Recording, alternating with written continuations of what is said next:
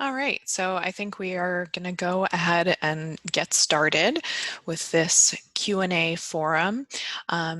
If someone wouldn't mind just testing out chatting in the chat box so I can make sure that everything is set up properly. So we are...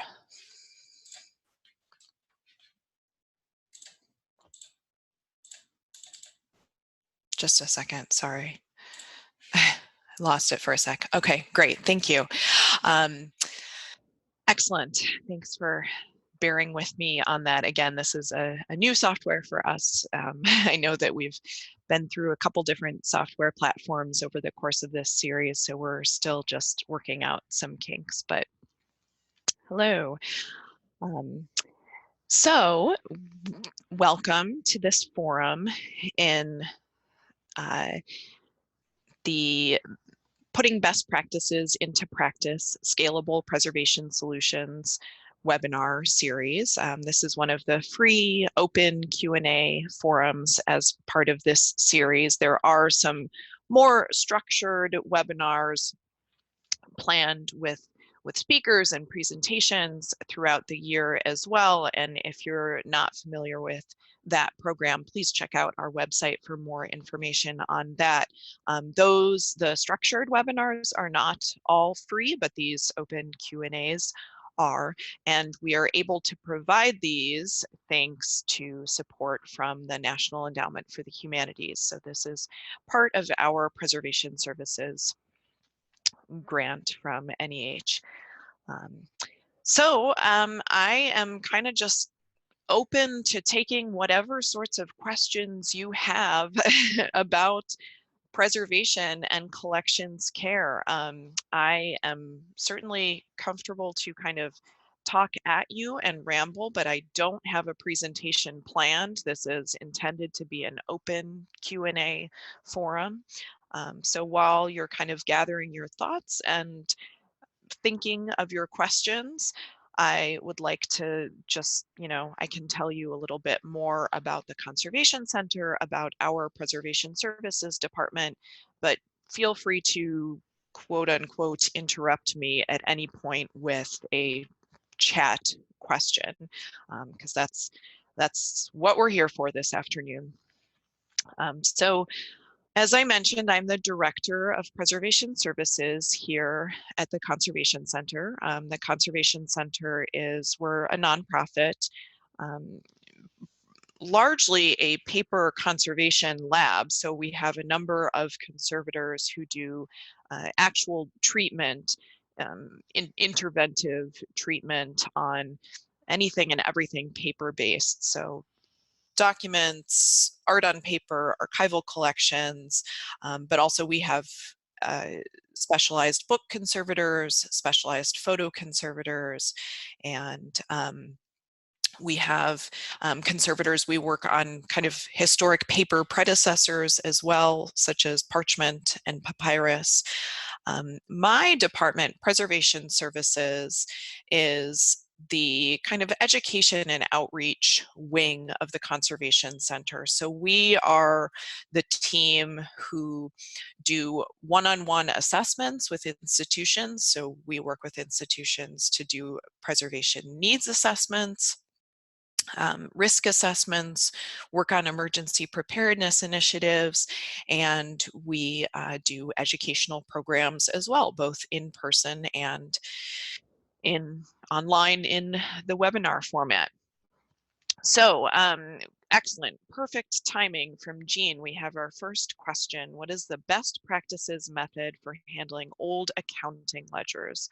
Should they be unbound from the post bindings and collected as ordered loose sheets? If yes, it is allowable to dispose. Is it allowable to dispose of blank sheets? Well, my answer for I have kind of a more straightforward and a more roundabout answer for a question like this.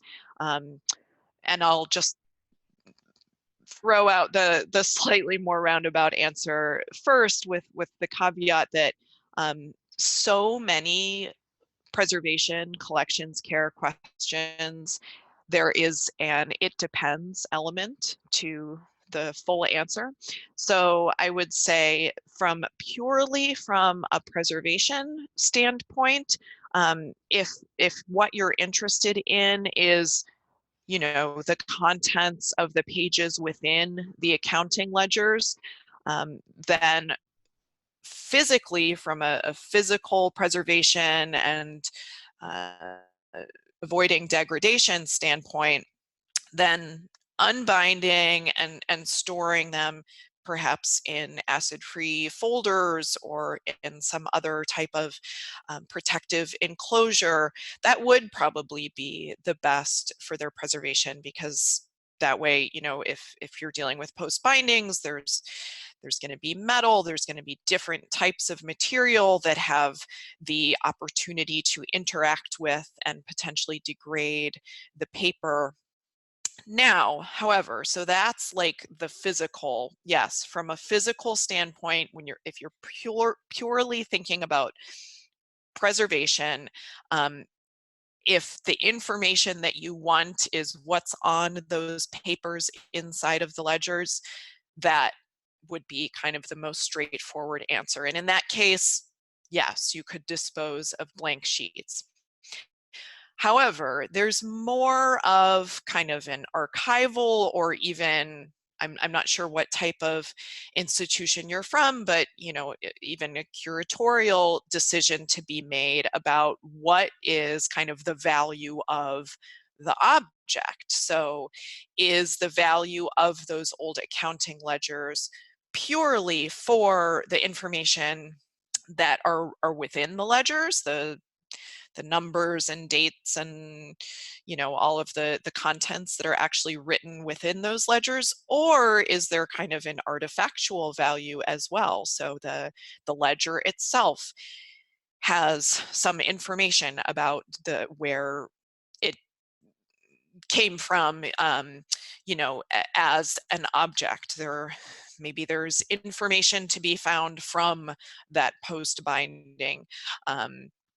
There's a whole lot of kind of extra information that we can glean from objects that is not directly related to the content. So that is going to really depend on the institution, on the purpose of collecting these ledgers.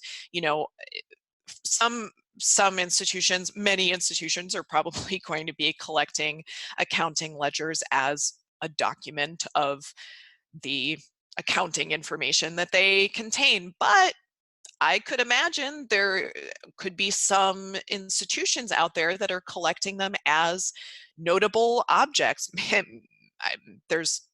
don't know of any, but if there was a museum of accounting ledgers, they would be more concerned with the overall item as an object. So if that distinction kind of makes sense, where the decision lies in that very roundabout way of answering your question. But, you know, purely, again, I'll repeat what I said before. Purely from the preservation perspective, I think it would be acceptable to disbind, store those loose sheets in some type of protective enclosure, and that's going to protect those sheets. Yeah. Good. Well, gave you a rambling answer there, but so yeah, please, anyone else can chime in with questions as we go along.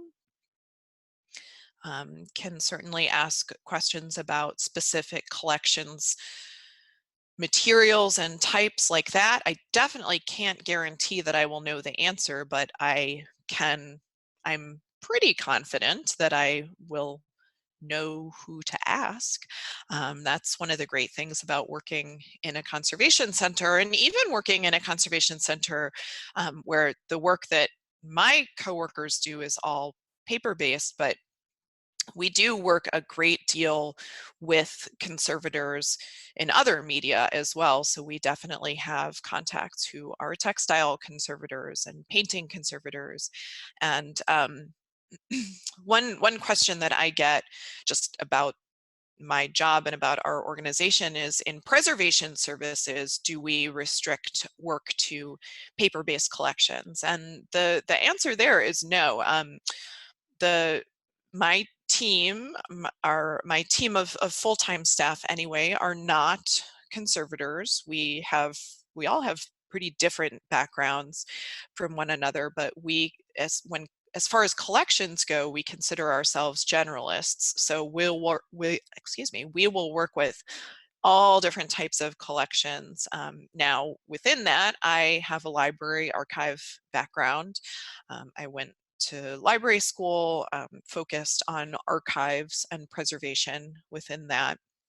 And my coworker Samantha, who does a lot of the same types of projects, she has a museum background and has worked in art museums with public art initiatives, so more of a collections management focus. So we can kind of, on broad strokes, we can kind of break things up and specialize our work that way. But as far as what kind of institutions we work with and what kind of collections we work with in preservation services, it runs the gamut, not only in types of collections and types of material, but sizes and shapes of institutions.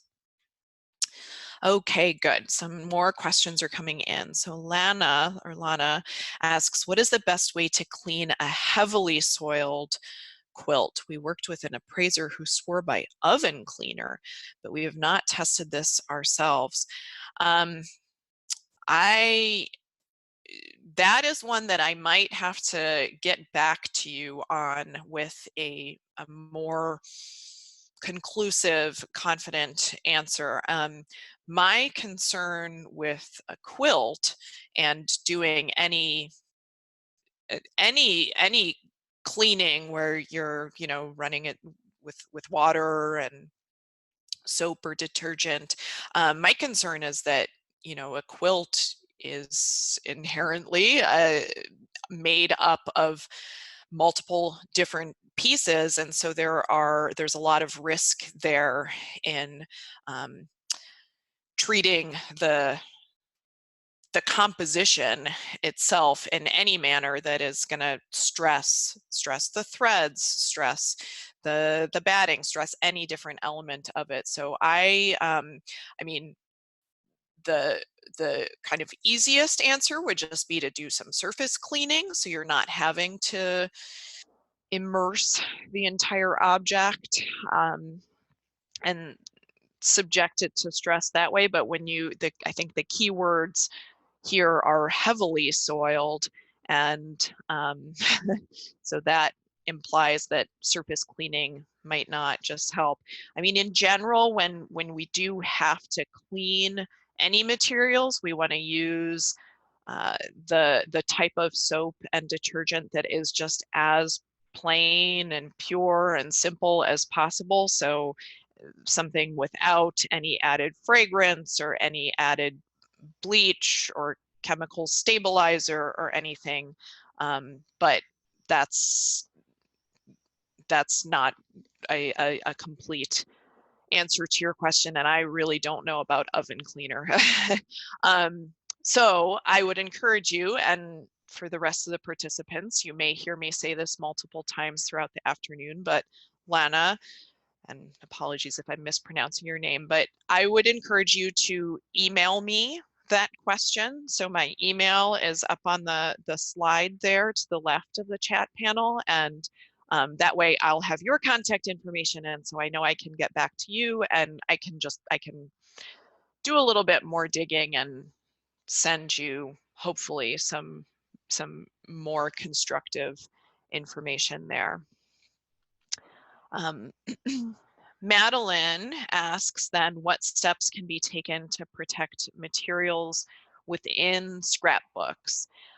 So scrapbooks, again, even more than accounting ledgers, those are we're dealing with so many different types of materials and formats, and even, you know, it's not just the contents, but we're getting the adhesives involved and the different types of materials interacting with each other. Often scrapbooks are going to contain a mix, a kind of very unfortunate mix of highly degenerative acidic materials like news clippings and highly sensitive materials like photographs. So they are kind of a conservation nightmare, sorry to say, and that's probably not brand new news to you if you're asking about it. But some kind of quick tips that you can do to, if you don't want to do any disassembling or anything. And with scrapbooks, you know, with scrapbooks even more than with a ledger, we don't often recommend fully disassembling, because the importance of the scrapbook as an object is pretty clear. It's part of the value of a scrapbook, of course, is in the way that its creator put it together and what that says about, you know, what they chose to collect, what they chose to document. So for that case, it is pretty important to keep things together and in order. As far as protecting the materials, kind of the most straightforward thing that you can do to protect the materials is simply to protect the pages from each other. So if a piece of newsprint and a photograph are right up next to each other on the same page of a scrapbook, this isn't really going to help that instance too much. But if every single page, front to back, has pieces on each page, the pieces that face each other might be potentially damaging each other. So in order to reduce that concern, you might want to interleave the pages. So you might want to just slip pieces of acid-free paper, even acid-free tissue paper, to keep it really thin, between the pages of a scrapbook. You can also actually enclose each sheet of a scrapbook, sleeve it in, for example, a Mylar sleeve. And so that's going to be another protective measure. I see that now and then when institutions have made the decision to take the pages out of the overall binding, but still keep them, you know, maybe together in a stack in a box or something. That actually sleeving them in Mylar or some other type of inert plastic clear sheeting would be helpful there. So really what you're doing is you're not removing the photograph or the news clipping from the highly acidic backing paper that it might be glued to or taped to or some otherwise adhered to. You're not removing that risk and harm factor, but you are providing kind of an extra layer of attention or layer of protection. So hopefully that gave you something to go on, to think about. So Sydney changes gears and asks about the best way to handle obsolete technology. We're moving buildings in about a year and are unsure how to best approach reformatting and preserving these items. Well, that is definitely brings up a whole different element of preservation, which is digital preservation or attention. Just to interrupt my chain of thought right there, because this is a really quick logistical question. No, there are not slides, Tiffany. This is just a Q&A. So the chat box is kind of the most important thing to be looking at. Anyway, back to Sydney's question. digital preservation. So, and I'm not sure whether when you say obsolete technology, if you're referring to collections that are saved on obsolete forms of media, or if you're talking about, you know, office equipment or what. But as far as collections that are stored on obsolete forms of media, I mean, again, I'll get back to what I said in the very beginning, is so much of this, the beginning of the answer is just, it depends. So it depends whether you have the capability now to reformat these items.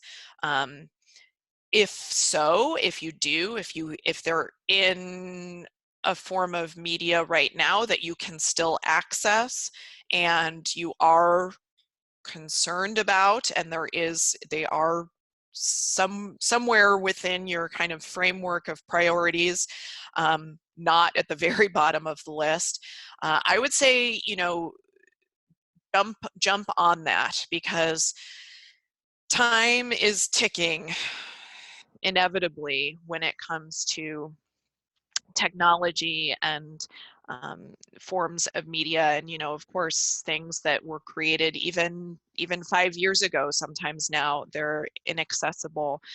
So if you're in a position where you can reformat materials now in order to be able to, you know, know that you have everything kind of in place before the move, and not necessarily have to deal with moving a bunch of obsolete technology, moving a bunch of obsolete media, and being a little more confident that you have that digital information going forward.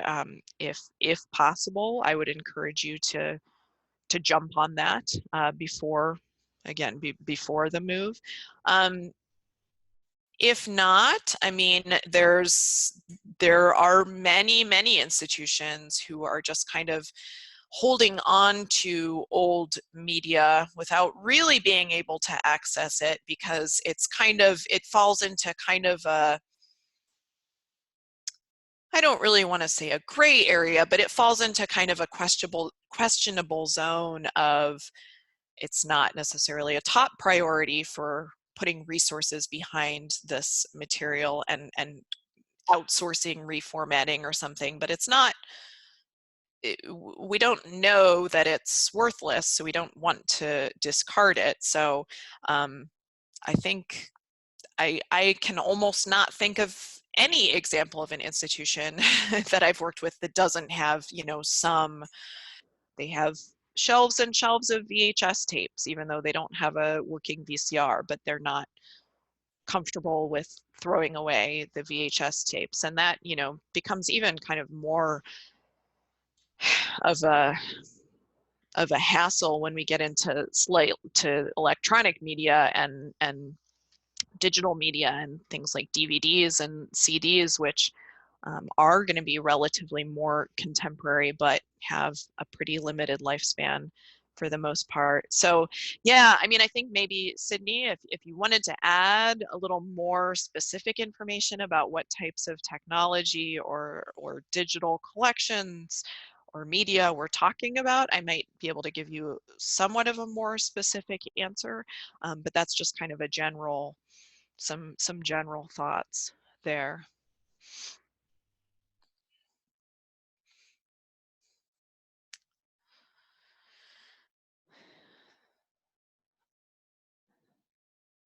And I'll mention that we at the Conservation Center, okay, so thank you, Sydney, for following up on that. A bunch of reel-to-reel items, VHS tapes, cassette tapes, and some collections that are saved onto flash drives.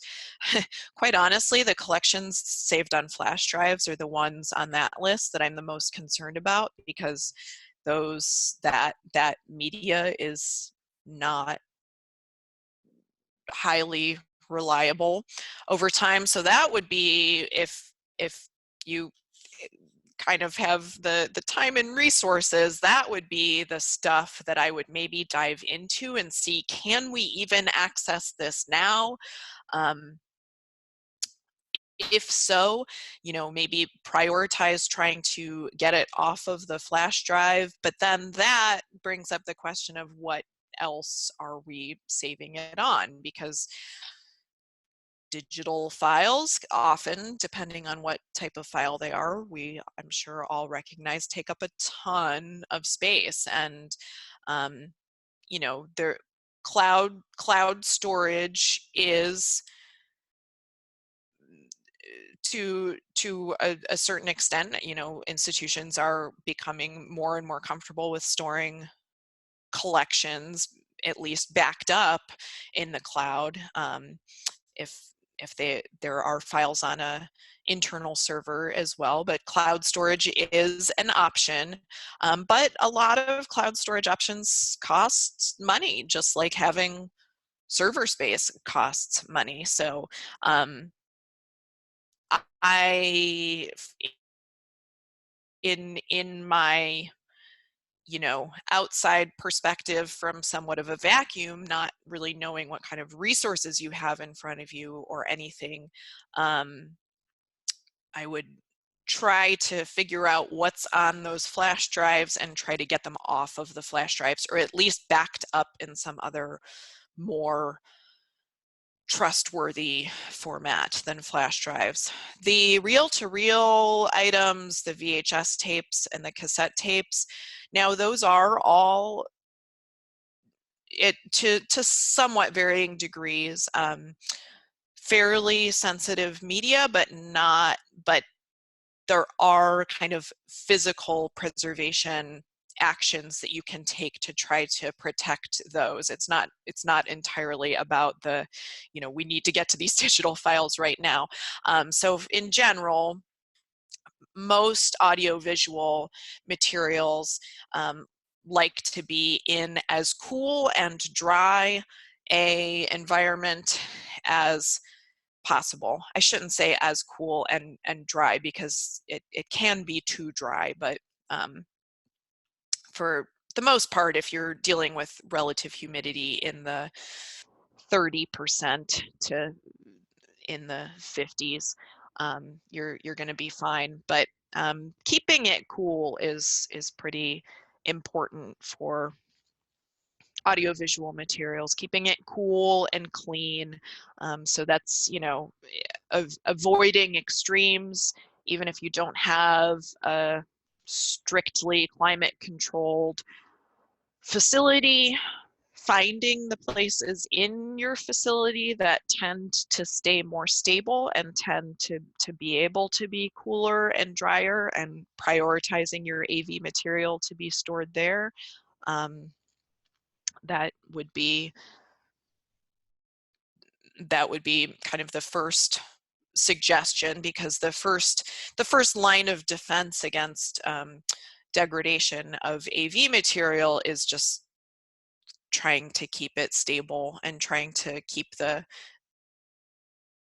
ambient environment in the space, you know, within acceptable ranges for that material. And then as far as reformatting, that's going to be a much bigger endeavor and deal, and, you know, probably going to have specialized equipment, and, you know, might need to outsource to an outside vendor to have those materials digitized. So that would be kind of a next step down the prioritization schema. But because you asked about the move, and, you know, you're worrying about these collections, or not necessarily worrying, but asking about these collections in advance of the move and with the move in mind, I wonder, and I don't know if this is the case, but I wonder if part of the question is, should we be moving this stuff or should we be reformatting it? That gets back again to the kind of, that becomes no longer necessarily a preservation question, but more of a archival curatorial collections management question of, you know, how important is it to have those originals? I'm not sure if that was part of your question, but I'm just kind of reading into it.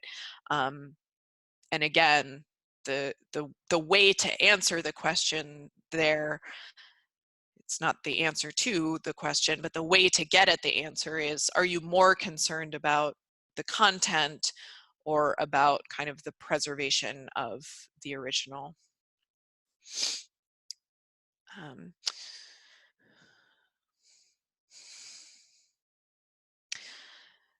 Some basic steps that can be taken to clean audiovisual materials like VHS tapes, reel-to-reel, and cassette tapes that have dust and grime on their surface. Well, you don't want to use, you want to avoid using anything like chemicals. You really, when cleaning, the vast majority of collections materials, the best materials for cleaning are just a completely clean rag. So really, you know,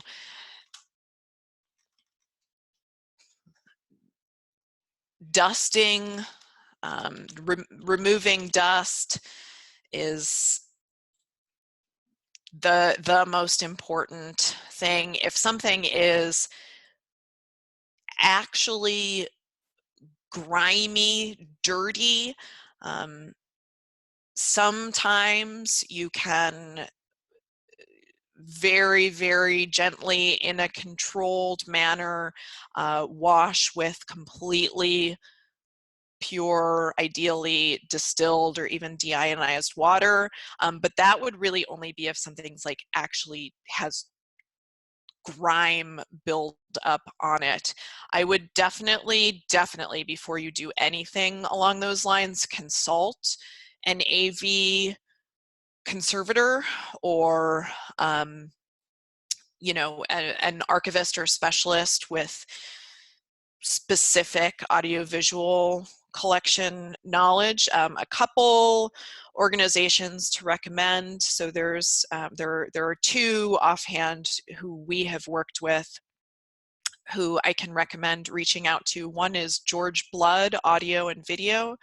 They're based in Philadelphia, and they do a great deal of conservation and preservation with audiovisual materials. Another organization is AV Preserve. They're based in New York City, but they have staff kind of all over. They deal with you know, all different types of AV materials as well, but they also get into kind of the digital preservation realm as well. So for more detailed, in-depth information about cleaning the AV materials, I would reach out to someone there. Just as far as just cleaning off dust, clean cotton rag, natural hair brush, you know, you can wear gloves yourself to make sure that oils and salts from your skin, from your fingers, is not getting on the surface of the material, of the media. But I personally don't feel comfortable giving you more information than that. Anais asks, how would you store very valuable books bound with real leather? I usually build clamshell boxes made of corrugated cardboard for other books, but I noticed this cardboard is slightly buffered, and I'm worried this is going to react badly with the leather. Well, I mean, you can buy unbuffered, acid-free, lignin-free, unbuffered board to build clamshell boxes with. That's one thing to consider. The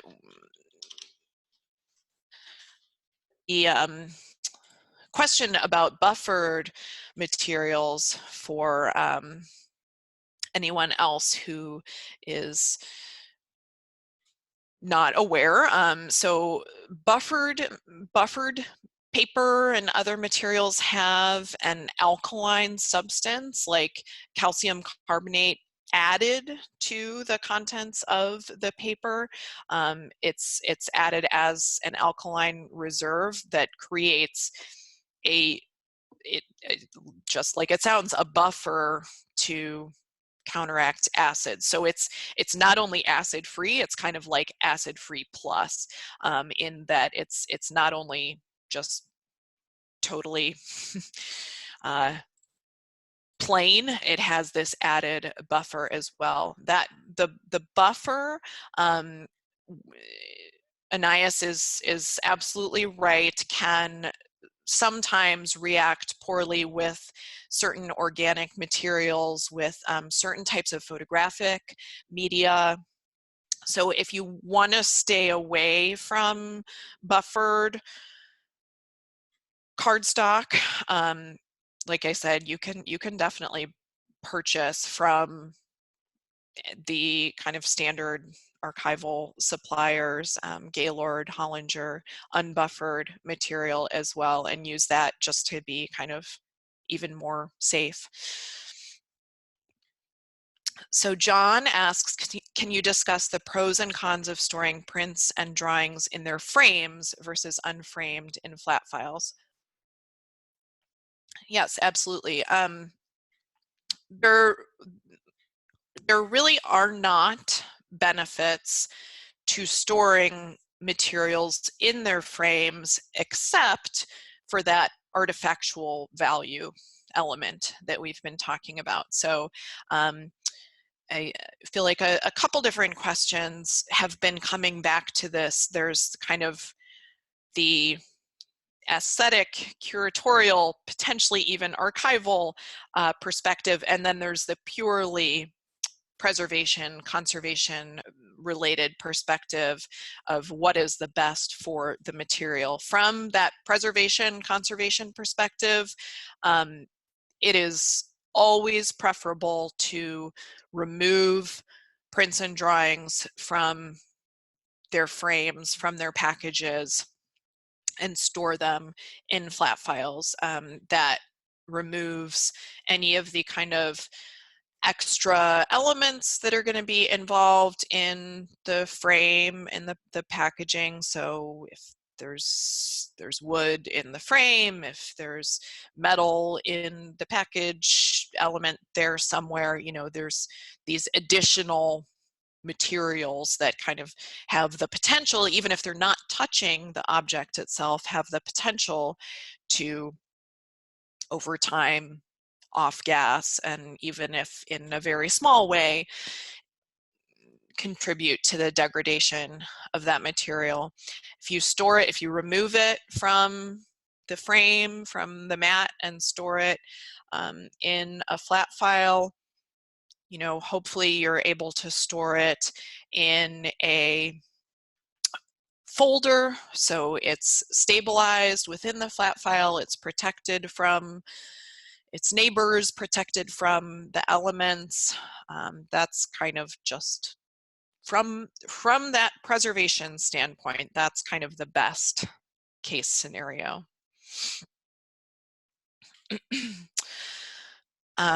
Lana asks again, Lana, sorry about not knowing how to pronounce your name. My name's Dyani, so I totally understand. But asks, we have trouble keeping our Hvac stabilized. Is it more important to keep a steady RH or to keep it around 50%? It is routinely around 60%, but doesn't spike dramatically. That is an excellent question. And I think as long as it's not routinely very much above 60%, I think you're most likely just fine. Mold is not going to grow until And I know that there are other concerns other than mold, but kind of the most immediate concern for a high RH in a storage or any type of collection space, the most immediate concern is going to be mold. Mold is not going to start growing until your conditions are above about 65% for an ongoing period of time and at a particular given temperature. So if you really are like right around 60% and it's staying fairly stable there, that's okay. I mean, it's maybe not ideal, but it's not a severe concern. So that's kind of part of the answer. The other part of the question and part of the answer is kind of gets to the how concerned are we about fluctuation in general in relative humidity. Small fluctuations, and again, you wrote that it doesn't spike dramatically. So if it's kind of wavering, you know, even between 50 and 60% over the course of a day, a week, etc., that's not a concern either, really. When we're concerned with fluctuations, it's when there are dramatic, large, and sudden fluctuations. And usually that is going to happen in the event of some major weather event that, for whatever reason, whether it's because of, you know, a building problem or a leak or whatnot, impacts your collection space, or because you have an HVAC system running and it completely fails, it completely shuts off or goes haywire. So that's what's usually going to cause severe spikes or dips, and that is when we are getting concerned about fluctuation. That's when, so when we're concerned about fluctuation at all, it's because when temperature and relative humidity fluctuates, our collections are either absorbing or giving off moisture, and so that is actually changing the physical content, which is going to stress the structure of, you know, a book is a really telling example of something that can be really strained in ongoing severe fluctuations. But if they're slow and steady and not really dramatic, that's okay too. So to kind of both parts of your question, I would say maybe what you're describing is not ideal. Maybe it doesn't hurt to kind of strive for a more strictly controlled environment with a somewhat lower relative humidity. But while it might not be completely ideal, it's also not, I'm not gasping with concern.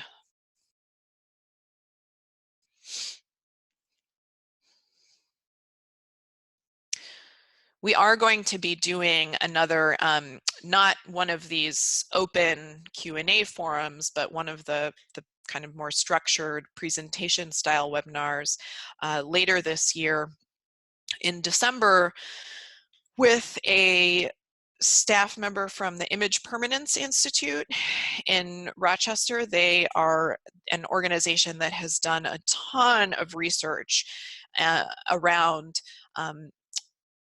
environmental conditions within cultural collecting institutions. Theirs have focused a lot on library collections, but they are definitely relevant and applicable to all different types of collecting institutions. So they're going to be leading a webinar for us where they're partnering with an individual who has more of a historic preservation focus, so thinking about environment in terms of historic structures and collections within historic structures. So gonna get kind of the slightly more technical science research perspective from the IPI staff person, and then the more kind of focused on historic collections perspective from the historic preservation speaker. So that should be a really fantastic talk later this year. So Sydney writes, we're also concerned with the amount of newspapers that we have in preparation for the move. We are exploring getting the newspapers digitized to eventually put in Islandora, or having Digital NC digitize the shorter runs, but some are already in fragile condition.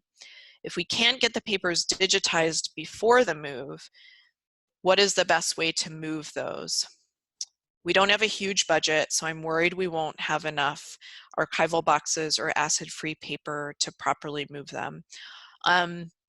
So if you're able to respond to a follow-up question, are the newspapers unbound or are they in bindings, or maybe some of both? Because the answer is going to depend a little bit on some are bound, but most are loose. So for the bound ones, I'm a little bit less concerned because you can, for bound materials, and okay, caveat, putting this out there, the ones that are bound we have access to online as well. Okay, so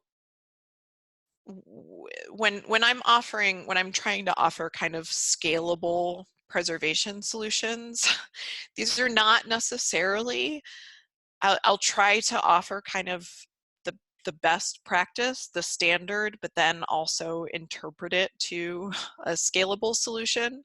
So you can move this. This doesn't go for the loose papers, but for the bound volumes, you can move bound volumes shrink wrapped, like even on a pallet or on carts or something. That's gonna hold them together. You don't necessarily have to put them in a box. Again, not necessarily ideal. In an ideal move, everything would be fully packed, moved by ideally art handlers, but not, if not art handlers, then a firm, an organization specifically trained to move library archival materials and you're moving them in containers.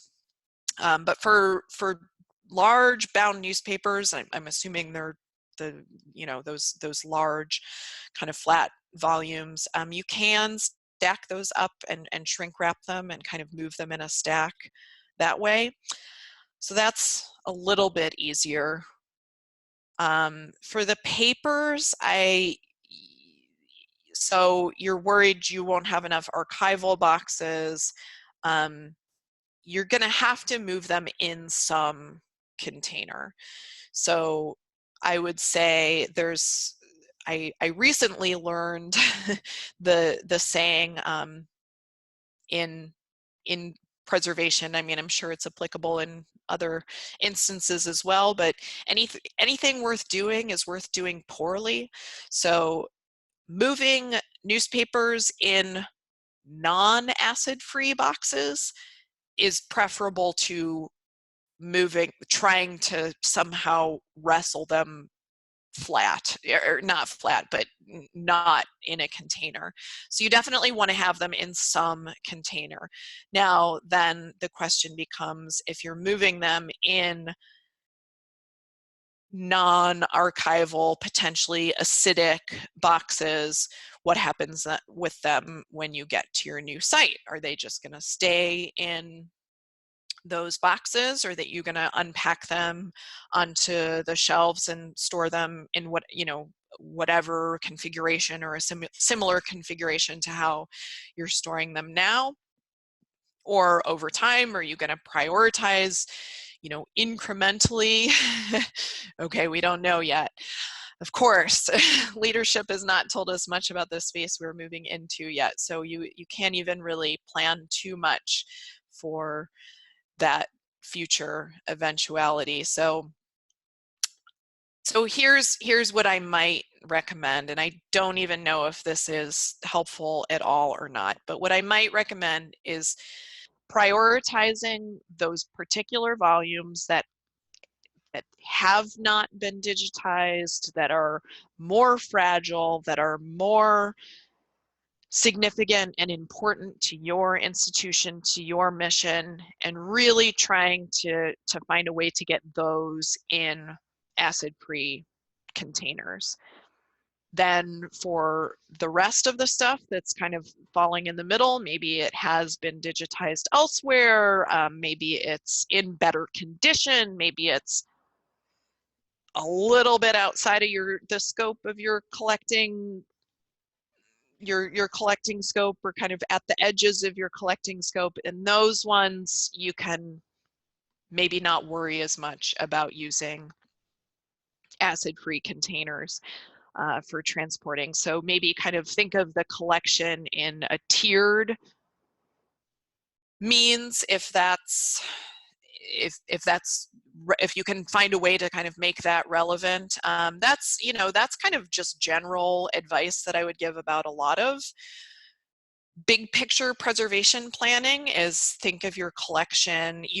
You would never get anything done preservation wise if you just thought of preservation as something that has to all be attacked and solved at once. You're never going to just, tomorrow we preserve the entire collection. So we're already, to a certain extent, whether you're doing it systematically or kind of consciously or not, we already have these kind of tiers and priorities in our mind when it comes to approaching collections care and preservation. So I would just encourage those of you who are at institutions who are maybe not thinking of it in a structured, systematic way, to see if there are ways that you can kind of put things into low, medium, high priority categories. It doesn't have to be anything super sophisticated. It doesn't have to be anything you're tied to. It's not to say that something in a low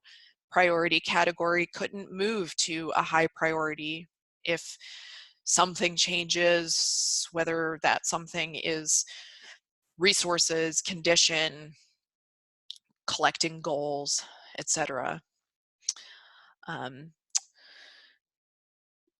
Lana asks, we roll our quilts. Some are suspected to have Scheele's green. Currently they are wrapped in muslin, but is there a better protective material that will prohibit the transfer of the arsenic powder? Muslin is, so plain unbleached cotton and muslin are kind of the best fabrics for using around collections. Usually we're using them as more of a dust barrier or a protective,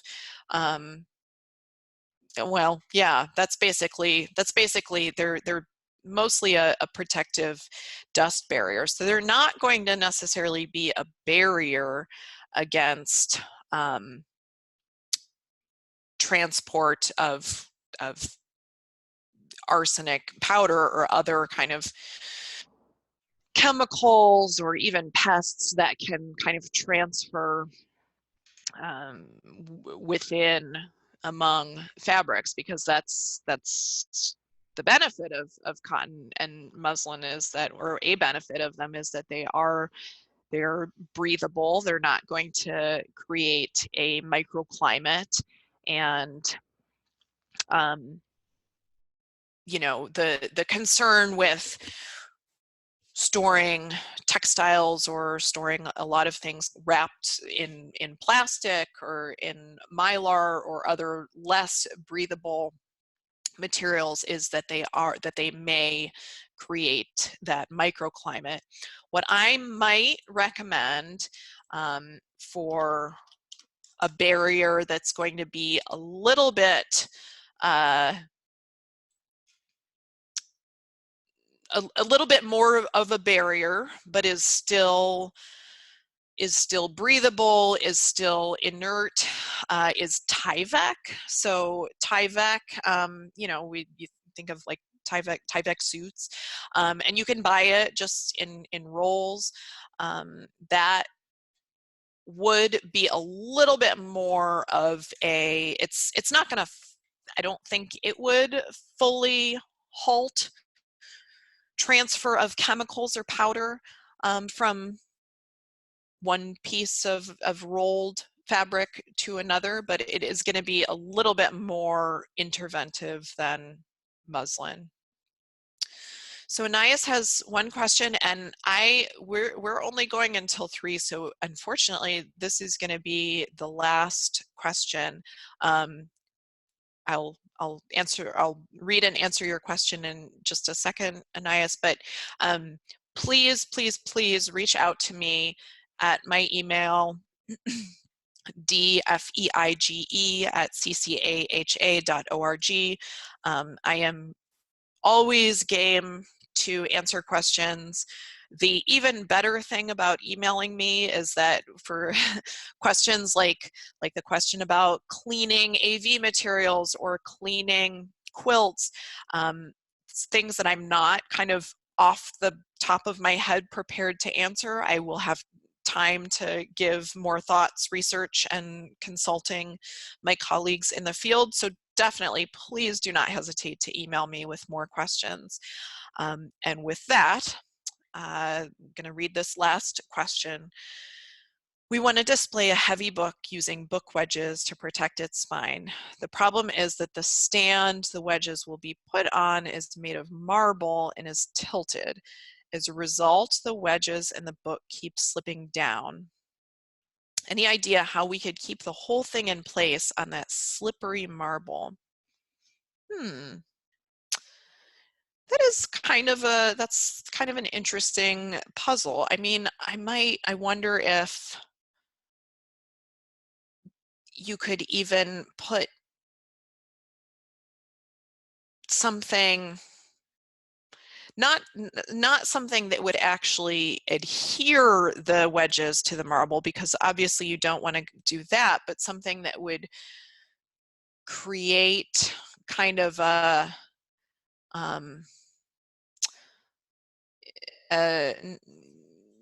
you know, like a rubbery cling almost. Like I'm thinking of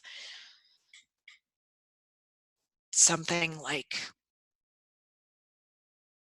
a little strip of nitrile or a little strip of latex. Like if you have latex gloves, I mean, I don't know. I know that it's heavy, so I don't know how well that would work. I don't know how well you'd be able to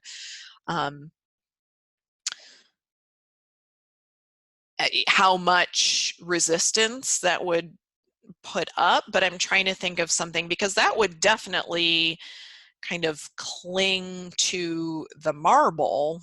I don't know about, what are the book wedges themselves made of, just so I have a sense of what we're trying to cling to on the other side.